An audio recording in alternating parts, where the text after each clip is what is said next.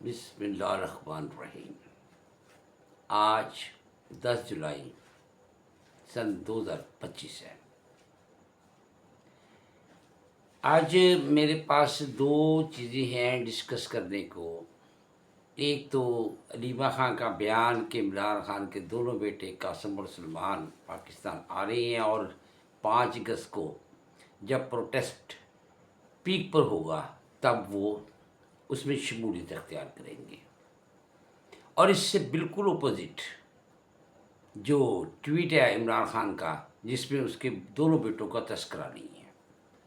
یہاں پہ سوچنے کی بات یہ ہے کہ کیا علیمہ خان جھوٹ بول رہی ہیں، عوام کو بیوقوف بنا رہی ہیں، ورکر کو مس گائیڈ کر رہی ہیں، کہ عمران خان یہ حرکت کر رہا ہے؟ دیکھیں، دونوں کے متعلق کچھ بھی کہا جا سکتا ہے۔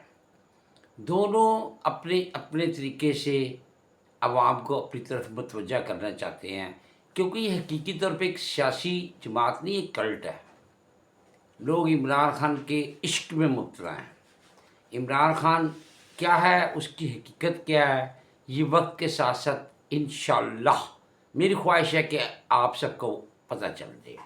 برکیف ابھی تک جو پوزیشن ہے اس میں علیمہ خان نے فرمایا کہ عمران خان کے دونوں بیٹے قاسم اور سلمان پاکستان تشریف لائیں گے، اس سے پہلے وہ امریکہ جائیں گے اور امریکن لابی کے ساتھ پاکستان کے خلاف ایک مہم چلائیں گے، جس میں وہ کہیں گے کہ پاکستان میں سیاسی قیدیوں کے ساتھ ظلم ہو رہا ہے اور شخصی آزادی نہیں ہے، یہاں پہ انسانیت کے ساتھ انسانیت سوچ سلوک ہوتی ہیں، ہیومن رائٹس کی بات کریں گے، اور اس کے بعد وہ پاکستان آئیں گے۔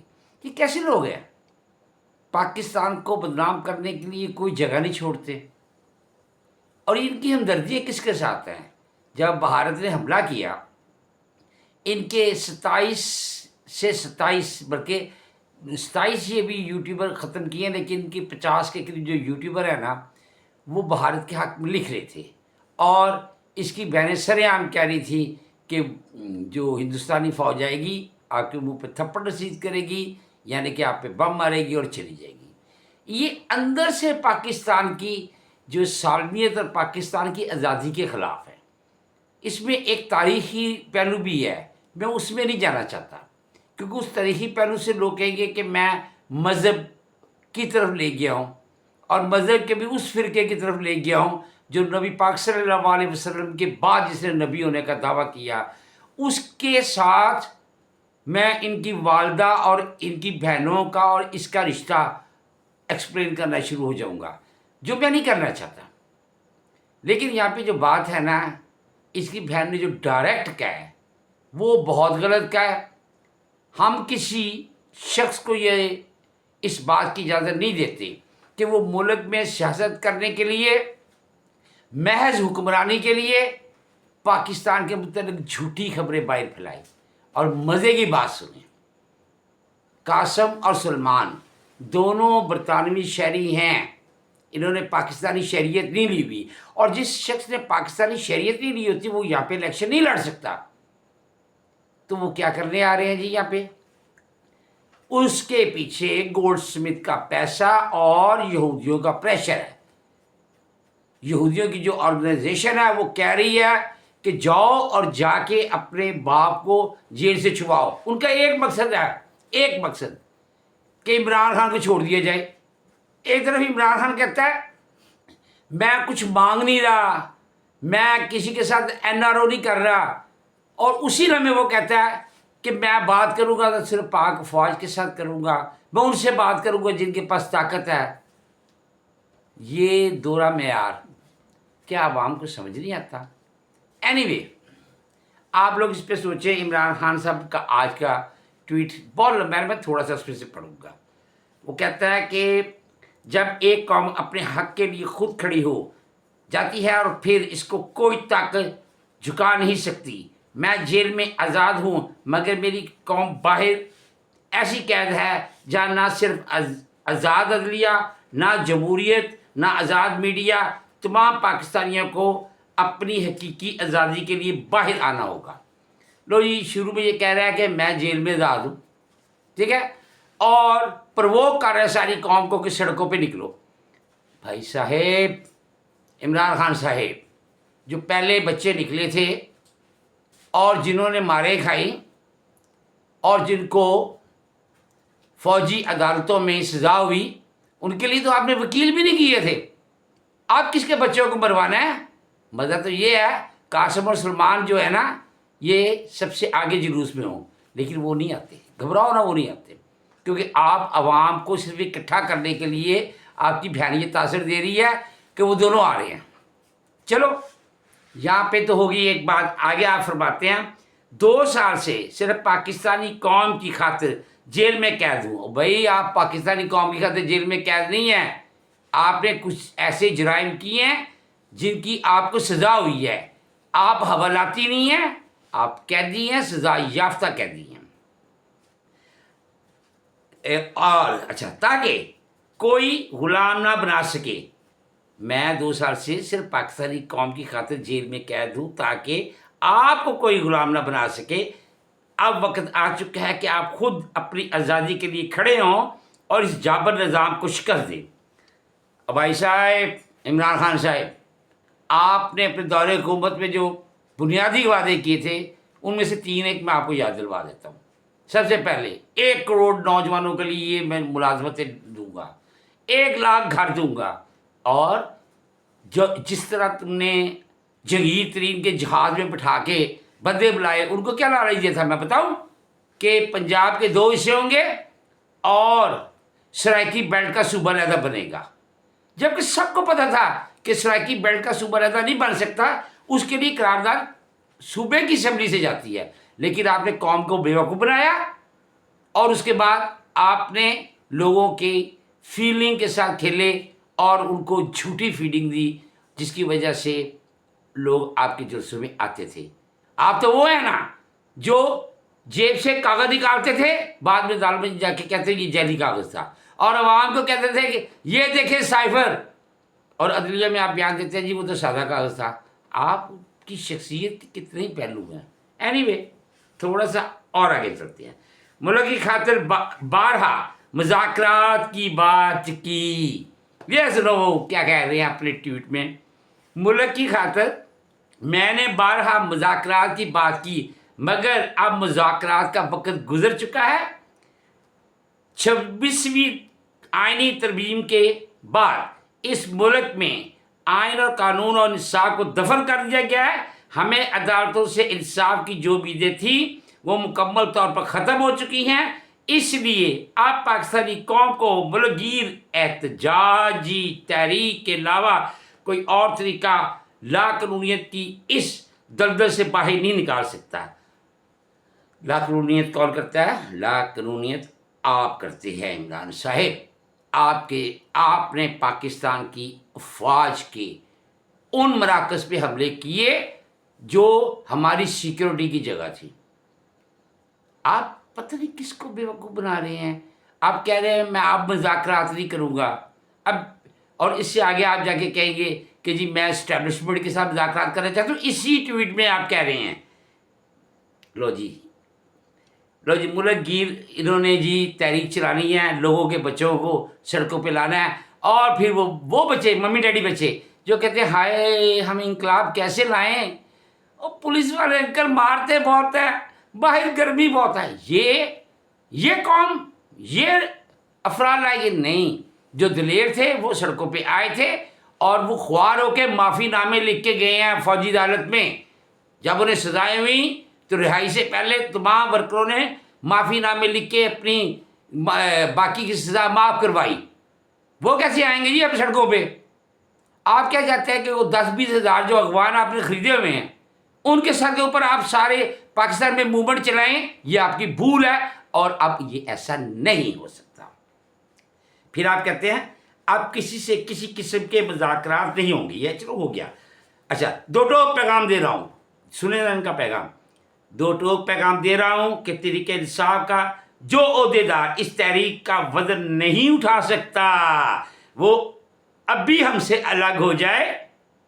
जिन लोगों ने इनके आगे घुटने टेके हुए हैं। वो याद रखें कि कुछ अरसे बाद यही लोग इन्हें गर्दिश है, ये क्या है, क्रश, अच्छा, ये लोग इन्हें क्रश कर देंगे और आवाम भी कभी इन्हें माफ़ नहीं करेगा। ये वैसी बात है जैसे उन्होंने कहा था कि देखो लोग तुम्हारे घरों में रिश्ता लेने नहीं आएंगे, पीटीआई में आ जाओ। अब ये तड़ी लगा रहे हैं अपने अहदेदारों को कि अगर आप सड़कों पे नहीं आओगे तो लोग आपको क्रश कर देंगे। ये कि लोगों को तड़ी, और यार ये तो खुद एक ऑफेंस है कि आप डायरेक्ट कह रहे हो कि लोग आपको मारेंगे अगर मेरे अहदेदारान जो है ना सड़कों पे नहीं आएंगे, तो फिर लोग उनको क्रश कर देंगे। इसका मतलब लोग उन पर हमला करेंगे। आपने कौम को सिखाया क्या? बदतमीजी। इसके अलावा क्या सिखाया आपने? इसके अभी थोड़ी देर और सुने। कहते हैं नेल्सन मंडेला और गांधी तक को दीगर कैदियों से मिलने और किताबें पढ़ने और किताबें लिखने की इजाज़त थी। मैं एक ऐसी कैद काट रहा हूँ जहाँ रोज़ाना 22 घंटे मुझे 6x8 के सेल में बंद रखा जाता है। पुलिस एहलकार तक मुझसे बात नहीं कर सकते। 6 माह से किताबें बंद हैं। मेरे बच्चों से मेरी बात नहीं करवाई जाती। मेरे वकला और साथी मुझसे नहीं मिल सकते। मेरे अहल खाना हफ्ते के बाद चंद मिनट के लिए मिलने दिया जाता है और अक्सर इन्हें भी रोक दिया जाता है। 10 माह से मेरे ज़ाती मॉलेज मेरा मुआयना करने नहीं है। पिछले 1 हफ्ते से तो मेरा अखबार और टीवी भी बंद है। जो किताबें मुझे ख़ानदान की तरफ से भेजी जाती हैं वो तक मुझे नहीं मुहैया की जाती और सुप्रीटेंडेंट के कमरे में पड़ी रहती हैं। मेरी अहलिया को भी बदतरीन हालात में तन्हाई में रखा हुआ है। पहले तो आपकी एक डिमांड बहुत जायज़ है। इंसानी हदूद को अगर देखा जाए, आपने कई दफ़ा मुतालबा किया आपको और आपकी बेगम को लैदगी में मिलने दिया जाए। बिल्कुल मिलने दिया जाना चाहिए। बिल्कुल मैं इसके हक़ में हूँ। लेकिन आप मुझे बताएं, आप पाकिस्तान के प्राइम मिनिस्टर रहे हैं, आपने महकमा जेल खाना जात का जेल मैनुअल नहीं पढ़ा? अगर आप अपने बच्चों के साथ मुल्क से बाहर बात करते हैं और दोबारा उसकी डिमांड करते हैं और 20-20 मिनट आधा घंटा की कॉलों का रिकॉर्ड मौजूद है, तो फिर सारे कैदियों को यही इजाज़त होनी चाहिए। सबका कोई ना कोई रिश्तेदार बाहर रहता है। बात करें कोई वो जो पाकिस्तान के आइन के मुताबिक हो। कहाँ आपने प्राइम मिनिस्टर की? आप तो 12 बजे उठ के हेलीकॉप्टर पर बैठ के आते थे और 5 बजे चले जाते थे। आपकी ज़िंदगी के तो वो रंगीन वाक़यात है कि प्राइम मिनिस्टर हाउस की 4थी मंजिल से जिस लड़की ने छलांग लगा के खुदकुशी की, उसके जिस्म पे कोई लिबास था, उसको खुफिया तौर पे जाके एबटाबाद में दफन किया गया मुबीना तौर पे। इसकी डिटेल भी मेरे पास मौजूद है। लेकिन आप प्राइम मिनिस्टर थे और आपके मतलब अगर मैं खुल के बात करूँगा तो मैं भी पाकिस्तान के किसी न किसी कानून के जद में आ सकता हूँ। सो मैं यही कहूँगा कि आप बहुत अच्छे इंसान हैं। आपकी हकीकत जानने के लिए रियाम खां की किताब पूरी पढ़ ले। तो मुराद सईद किधर है? किधर भगाया हुआ मुराद सईद को? पेश करवाएं मुराद सईद को, जिसने बगावत की जगहों की निशानदेही की कि यहाँ पे हमले करें। बुलाए ना, किधर है आपका मुराद सईद? भेजें। अच्छा, इसके बाद आप कहते हैं मैं सबके पीछे स्टैब्लिशमेंट और इसके बगल बच्चों का हाथ है। इन सब के पीछे स्टैब्लिशमेंट और इनके बगल बच्चों का हाथ है। ये सब कुछ मुझे तोड़ने के लिए किया जा रहा है, लेकिन मैं आखिरी सांस तक जुल्म के खिलाफ खड़ा रहूँगा। एक तरफ आप कहते हैं मैं बात करूँगा सिर्फ स्टैब्लिशमेंट के साथ करूँगा, और यहाँ पे कहते हैं मेरे पे जो सख्ती हो रही है स्टैब्लिशमेंट की वजह से हो रही हैं। कभी कहते हैं मोहसिन नकवी की वजह से हो रही हैं, कभी आप कहते हैं मरीम नवाज की तरफ से हो रही हैं। और यार सोच लें आपने कहना क्या है। आप एक सोच के बात करें। फिर आपने कबायली इलाके की बात की है, वहाँ से तो आपने बंदे भर्ती किए हुए हैं। बड़ा लंबा आपका ट्वीट है। वो बंदे भर्ती करके आप जनाब सरकार पाकिस्तान में जो बगावत करवाना चाहते हो ये मुमकिन ही नहीं। पाकिस्तानी अफराद, पाकिस्तानी नौजवान के सामने आप एक्सपोज हो चुके हो। आप तो वो बंदे हो जिन्होंने पंजाब की अपनी लीडरशिप के लिए भी कोई वकील मुकर्रर नहीं किया। आपकी पंजाब की लीडरशिप कह रही है कि आए सियासी तौर पर मुज़ाकरात करते हैं असेंबली में बैठ के। आप कहते हैं नहीं, मैंने तो स्टैब्लिशमेंट के साथ करने हैं। اور پھر کہیں آپ اسٹیبلشمنٹ کو بھی گالیاں دیتے ہیں. آپ کا ذہنی توازن اس وقت تھوڑا سا ڈسٹرب ہے. اس کی وجہ ہے میں جانتا ہوں، اس لیے آپ قابل معافی ہیں. لیکن آئندہ سے پاکستان میں انتشار پھیلانے کی سوچ بھی نہ لائیے گا، کیونکہ عین ممکن ہے کہ اب عوام آپ کے ورکروں کو اس کا جواب اچھے طریقے سے دے، کیونکہ پاک فوج نے ثابت کر دیا ہے کہ پاکستان کا یہ جو وجود ہے نا، آج جو ہم پاکستانی ہیں، یہ 6 سے 10 تاریخ تک جو جنگ ہوئی ہے نا انڈیا کے ساتھ، اگر ہماری پاک فوج ذرا سی بھی کمزور ہوتی تو ہم اس وقت ہندوستان کا حصہ ہوتے. آپ کی تمام دولت موساد اور رات دیتا ہے، اسرائیل اور ہندوستان دیتا ہے. آپ کو بھی پتہ ہے وہ پروہیبٹڈ فنڈنگ کیس جو آپ کی حکومت سے پہلے کا آپ پہ چل رہا ہے، اکبر ایس بابر نے کیا تھا.